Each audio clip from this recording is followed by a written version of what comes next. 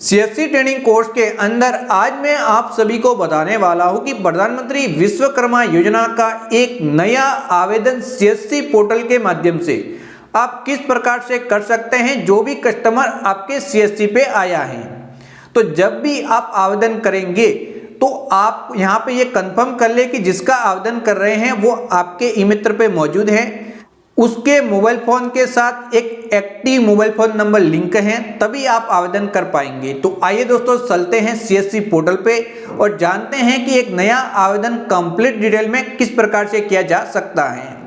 सबसे पहले आप सीएससी पे लॉगिन हो जाने के बाद सर्च के अंदर पीएम विश्वकर्मा सर्च करेंगे, फिर क्लिक करेंगे, यहाँ पे आ जाएंगे, फिर लॉगिन पे क्लिक करके सीएससी लॉगिन पे क्लिक करके ये 20 वाला जो ऑप्शन है यहाँ पे जस्ट आप क्लिक करेंगे।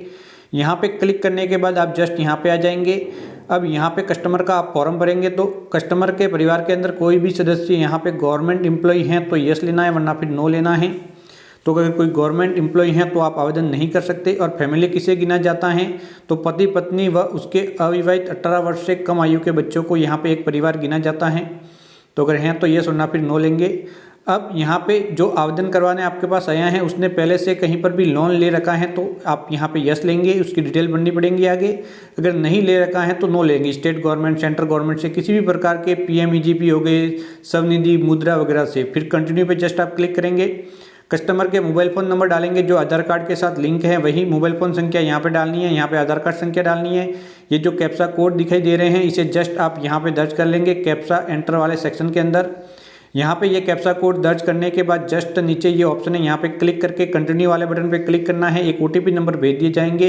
जो ओटीपी नंबर प्राप्त होंगे मोबाइल पे वो यहाँ पे डाल देने हैं। ओटीपी नंबर डालने के बाद कंटिन्यू बटन पे क्लिक करना है। जैसे ही कंटिन्यू बटन पे क्लिक करेंगे आधार कार्ड नंबर दिखाई देंगे, तो आप जस्ट यहाँ पे क्लिक करेंगे। वेरीफाई बायोमेट्रिक पे क्लिक करके कस्टमर की बायोमेट्रिक लगा के वेरिफिकेशन सक्सेसफुली कर लेंगे।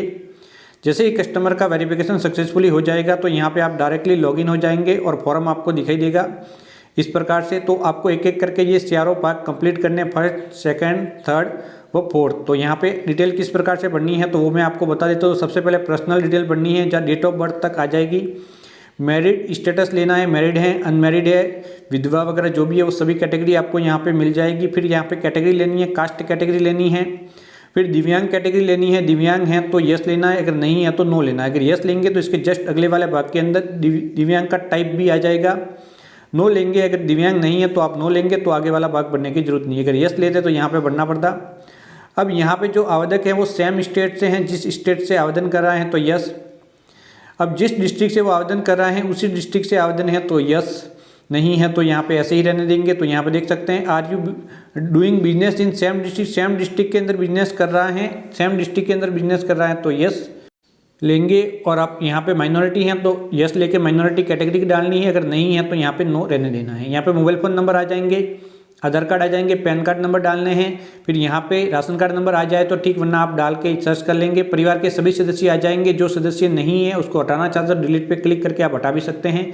कोई गलत सदस्य दिखाई दे तो यहाँ पे डिलीट का ऑप्शन भी आपको मिलेगा, परिवार के सभी सदस्य भी मिलेंगे। अगर यहाँ पे ऑटोमेटिक ये डिटेल नहीं आती, ज़्यादातर लोगों के आ जाती है, अगर नहीं आती तो ऐड पे क्लिक करके परिवार के सभी सदस्यों को आप जोड़ देंगे। ऊपर जो ऐड वाला बटन है यहाँ पे क्लिक करेंगे और एक एक करके परिवार के सभी सदस्य जोड़ देंगे राशन कार्ड नंबर ऊपर डालने के बाद, और ये वाला भाग कंप्लीट हो जाएगा। उसके बाद एड्रेस डिटेल आएगी जिसे आपको कंप्लीटली फिलअप करना होगा। तो एड्रेस वाले सेक्शन के अंदर आप भर लेंगे, तो यहाँ पे एड्रेस आ जाएगा आधार कार्ड से, स्टेट डिस्ट्रिक्ट वगैरह आ जाएंगे। आपका जो आधार कार्ड एड्रेस और जब आप अभी रह रहे वो सेम है तो यहाँ पे क्लिक करना है, अदर है तो अदर पे क्लिक करके उसको फिलअप करना है। डू यू कम अंडर ग्राम पंचायत, आप ग्राम पंचायत के अंदर आते हैं तो यस लेके ग्राम पंचायत डालनी है, नहीं आते तो नो लेके नगरीय निकाय डालनी है। तो यहाँ पे आप डाल देंगे जो भी आपकी सिटी है। यस लेंगे तो आप अपनी ग्राम पंचायत डाल देंगे। तो ये यहाँ पे ऑप्शन यस नो लेने पे आपको मिलेगा। अब आप यहाँ पे कौन सी कैटेगरी से बिलोंग करते हैं, यहाँ पे सभी कैटेगरी दी हुई हैं। अभी आप देख सकते हैं, एक एक करके पूरी की पूरी देख ले आसानी से। वीडियो को आप आगे पीछे करके सभी डिटेल देख ले। तो यहाँ पे दोस्तों देख सकते हैं, लोहार हो गए, बोट मेकर हो गए, कारपेंटर हो गए, सभी दी हुई है। यहाँ पे दोस्तों देख सकते हैं, यहाँ पे अलग अलग फुटवेयर वगैरह जो निर्माता होते हैं वह हो गए। यहाँ डॉल मेकर वगैरह हो गए, यहाँ पे फिशिंग नेट वाले हो गए। यहाँ पे बहुत सारी कैटेगरी हैं अलग अलग दोस्तों देख सकते हैं। सुनार हो गए, हैमर बनाने वाले, टूल किट बनाने वाले हो गए। यहाँ पे दोस्तों देख सकते हैं राजमिस्त्री हो गए, कुम्हार हो गए, यहाँ पे सभी कैटेगरी आपको मिल जाएंगी। तो जिस कैटेगरी का आवेदक है उसको कंफर्म करना है, फिर आप सेलेक्ट कर लेंगे कि आपकी यहाँ पे कौन सी कैटेगरी है। कस्टमर से कंफर्म करके फिर सब कैटेगरी खुल जाएगी। जब आप कैटेगरी लेंगे तो इसमें से सब कैटेगरी आप सिलेक्ट कर लेंगे। यहाँ पे सब कैटेगरी का ऑप्शन है। अगर आप चाहते हैं कि इन सभी कैटेगरी को एक एक लेके विस्तार से वीडियो बनाऊं तो वो भी आप कमेंट बॉक्स में जाके कमेंट कर सकते हैं, तो वो वीडियो भी बना दूंगा एक एक कैटेगरी को समझाने का। अगर यहाँ समझाने बैठूंगा तो बहुत लंबा हो जाएगा। तो यहाँ पे आपको लेनी है कैटेगरी, तो एक एक करके आप कैटेगरी ले लेंगे, फिर सब कैटेगरी ले लेंगे। जिस यहाँ पे ट्रेड के अंदर वो आवेदन करवाने आपके CSC पे आया है तो वो आपको यहाँ पे ले लेना है। वो लेने के बाद आपको यहाँ पे डिक्लेरेशन है जो कि यहाँ पे किसके लिए आई, hereby declare with professional trade in my family professional, आप मतलब फैमिली का प्रोफेशनल है, गुरु सहायता ट्रेडिशनल के अंतर्गत आता है, तो यहाँ पे या टिक कर लेंगे। अब आपका बिजनेस एड्रेस व आधार एड्रेस सेम है तो यहाँ पे क्लिक करना है।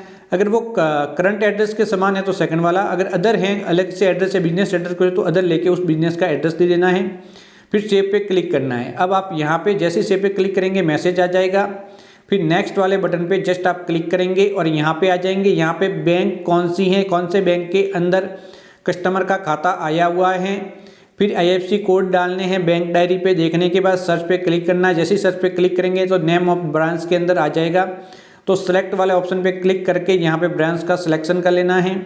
यहाँ पे आप ले लेंगे, ब्रांच आ जाएगी। फिर यहाँ पे अकाउंट नंबर डालने हैं, बैंक खाता संख्या जिसे कहते हैं, और इसके जस्ट आगे उस बैंक खाता संख्या को एक बार फिर से डाल के कंफर्म कर लेना है और सेविंग बैंक डिटेल क्लियर हो जाएगी। फिर क्रेडिट सपोर्ट, अगर आपको किसी भी प्रकार का लोन चाहिए तो 2 लोन मिलते हैं, एक तो 1 लाख का मिलता है और एक मिलता है 2 लाख का। अगर जरूरत है तो यहाँ पे क्लिक करना है, जरूरत नहीं है तो यहाँ पे क्लिक नहीं करना है। तो पहले मैं आप सभी को समझा लेता हूँ कि लोन क्या क्या है। तो एक तो 1 लाख का लोन मिलेगा सबसे पहले आपको, जो कि आपको 18 महीनों के अंदर भुगतान करना होगा। इसके अलावा पहला लोन कंप्लीट होने के बाद एक दूसरा लोन भी दिया जाता है जो कि 2 लाख का होता है, जो जिसे कि आपको 30 महीनों के अंदर भुगतान करना होता है। तो कुल 3 लाख का मिलेगा। अगर लेना चाहते हैं तो यहाँ पे क्लिक करना है।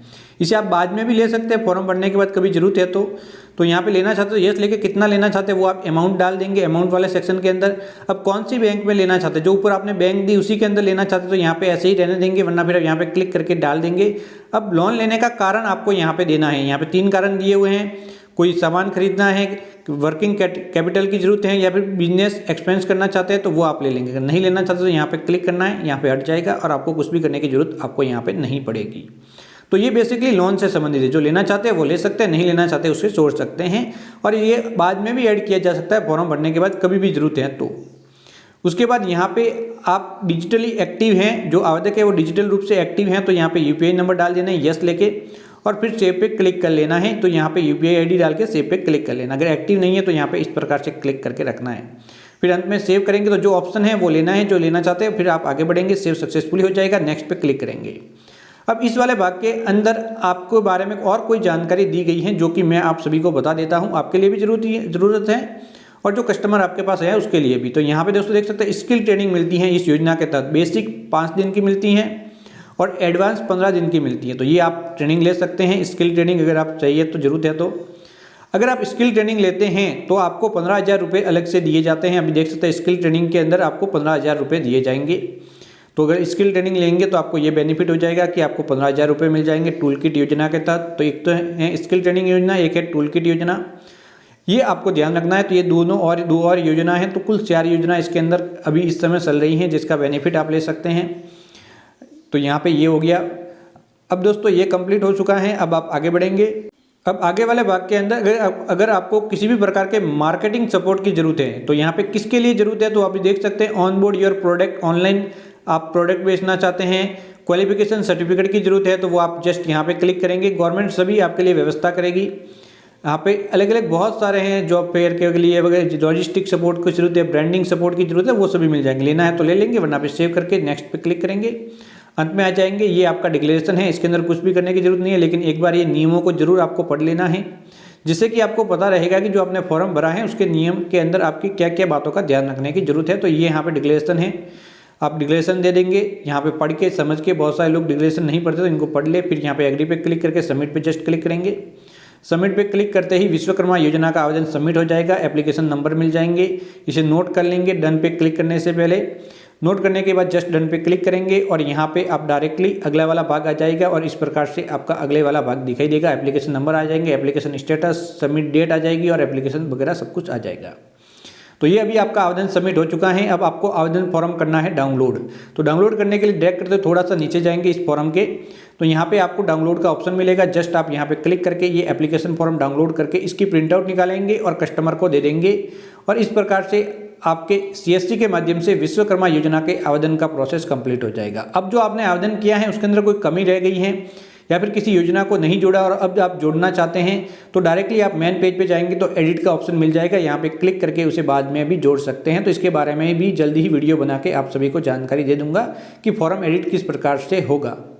यह तरीका था एक नया आवेदन करने का। आप कंप्लीट डिटेल में समझ चुके होंगे। तो कभी भी आपके CSC पे कोई भी कस्टमर आता है तो इस प्रोसेस को फॉलो करके आप आवेदन करके दे सकते हैं। जानकारी अच्छी लगी हो तो चैनल को सब्सक्राइब करना है, ऑल नोटिफिकेशन ऑन करने हैं, जिससे कि ऐसे ही और वीडियो सबसे पहले आप तक पहुंच सके। तो बाय बाय दोस्तों।